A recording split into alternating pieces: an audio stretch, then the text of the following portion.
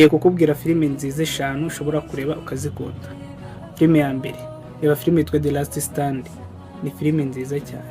Ni filime y'umusharifu uba utuye ahantu mu cyaro, ukora ahantu mu cyaro, hanyuma ikebe kikahanyura gishaka kuhakoresha nk'inzira akagihagarika.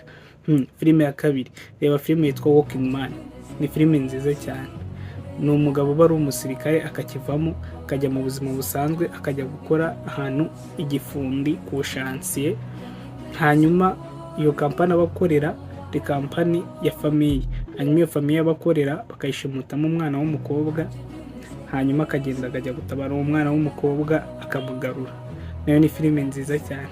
Reba filime yitwa G20. G20 ni filime nziza cyane ushobora kureba ukayikunda. Ni filime y'umugore wari perezida wa Amerika ariko aba yarigeze no kubaho umusirikare, hanyuma bakajya mu nama muri South Africa. G20 n'ubundi ni inama nyine y'ibihugu 20 bikize ku isi.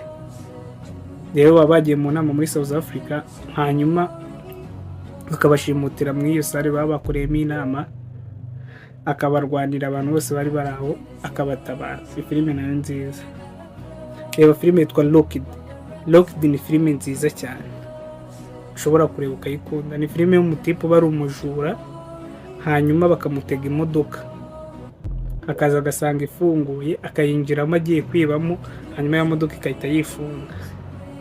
Ni umugabo w'umusaza baba baribye inshuro nyinshi, hanyuma agapanga umugambi wo kugira ngo azafate umujura wamuha isomo, hanyuma uwo mujura ajya kwibamo bakahita bamufungiramo. Ni filime nayo nziza cyane.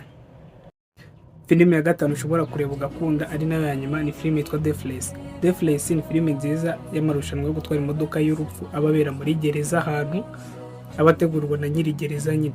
Iyo watsindaga imikino 5 bahitaga bakurekura.